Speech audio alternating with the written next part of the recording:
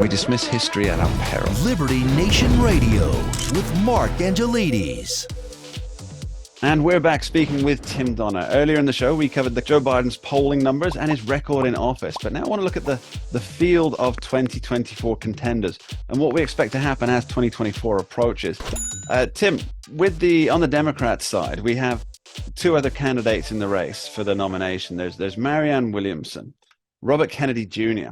What do you make of them as candidates? And do you think the DNC will give them any oxygen at all? No. Next question. No, the answer is that's a hard no. Right. Now, in the case of Marianne Williamson, let's be honest, she's kind of a flake, and she's a novelty candidate. It's it's a candidacy for her ego to be stroked. You know what I think about when I think 2 or 3%. When I think about Marianne Williamson, it seems to me that she's a harmless candidate, as in she's not going to pull any great sway away from the main candidate. She's not going to do any major damage. And I think in politics, perhaps being called harmless is the worst adjective to describe someone, isn't it? Yes, it's true. She is, she's not to be taken seriously. Now, Robert F. Kennedy Jr. is a different story because of his name.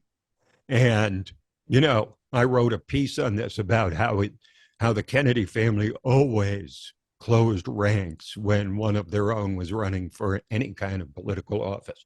They always supported anybody from the Kennedy family who was running. But of course, this time, they're not.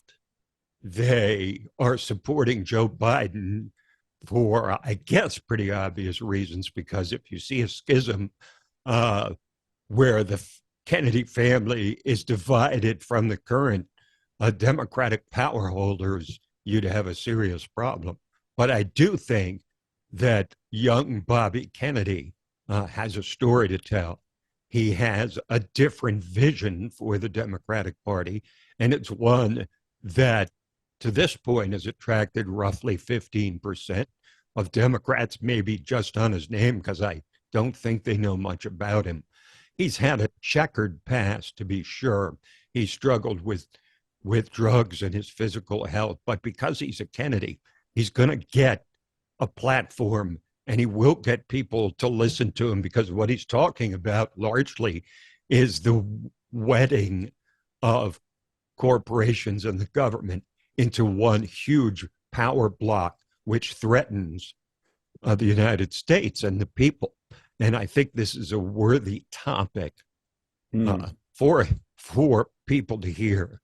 But I think it does weaken Biden a bit that a Kennedy's running against him.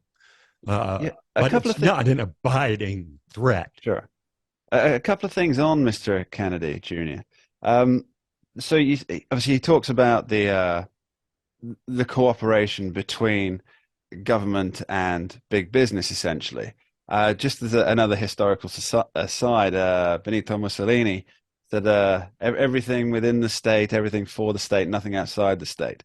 So essentially his proto-fascism idea was that it was big government and big business melded together in one, and that's certainly something to think about.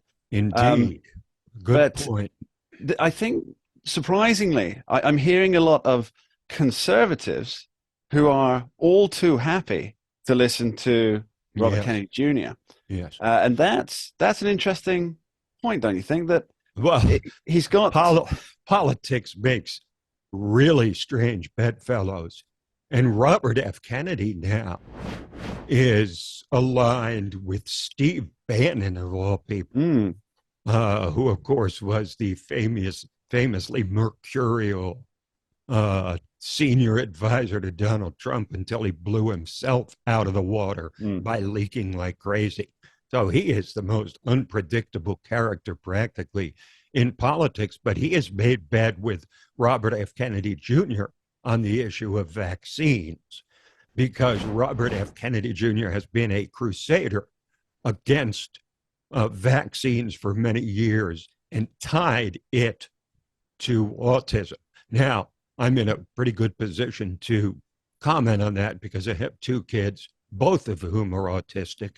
And they're at different areas of the spectrum and they're both high functioning. But the point is that we looked into vaccines as a cause for years after the fact when it was too late. And I don't see any compelling evidence that what he claims, which is particularly the measles, mumps, and rubella vaccine, has caused autism. But he is a crusader on that topic. He's got a large audience of people, and he has made unconventional alliances, which I think make him a lot more viable as a opponent than Marianne Williamson, to be sure. Yeah. Also, he's also an environmental lawyer by trade, which I think could be something that Democrat voters are looking for. He has been. He particularly was a crusader on the issue of mercury poisoning, and he, once served as an assistant district attorney in New York, and he was a pretty hardcore environmental lawyer. So there is something for Democrats there for him. But I think Democrats they're driven by the fear of Donald Trump returning. And I think that's why they'll almost universally get behind Joe Biden, because they figure he gives them the best chance to prevent 45 from becoming 47. Well, speaking of 45 and potentially 47 there, I don't see that the Democratic Party and the Republican Party are in a particularly similar position, because the two top contenders for the GOP both have quite a lot of support. Now, obviously, the polls show that Donald Trump has a lot more support within the party than Ron DeSantis. But if Donald Trump weren't in the party, then, or running for election, then Ron DeSantis would most likely gain all of that support, and perhaps even a little more, wouldn't he? So it's more a question of there are two viable contenders for the GOP nomination, whereas there's only one for the Democrats. Yes, that's true. Now, you might be able to expand that to say that, Nikki Haley is a viable candidate. Yeah. Mike Pence, if he announces, which he's given every indication that he will, although he hasn't officially announced, he would be a viable candidate, viable alternative. But realistically, in the polls, it's a two-horse race. Now, people make a lot of the fact, and they should, that Trump still leads DeSantis by large margins in a Republican primary. But that's just a projected primary. Remember that Ron DeSantis hasn't even announced yet. He has not become a candidate yet. He is just a likely candidate or a projected candidate. And presidential politics is different than Florida gubernatorial politics.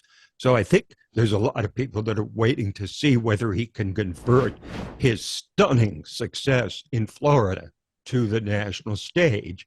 And I would look at the numbers after he's been in for a month or two to see where he levels off, because I don't think he's going to be any 30 points behind Trump like he is now. I think you're probably right on that, but either way, I expect we're heading towards a 2024 beyond the Thunderdome situation. We dismiss history at our peril. Liberty Nation Radio with Mark Angelides. Entertaining, informative, and just plain fun. Watch Liberty Nation's The Conservative Five. Produced by conservatives for conservatives. C5's The Left Free Zone. Hosted by Liberty Nation's Lisa K. Donner. Joined by a raucous, irreverent panel of authors. Deconstructing leftist narratives. Debating the hot topics. And remembering to laugh. Join the official conservative safe space. You only did that to piss Jeff off. Liberty Nation's The Conservative Five.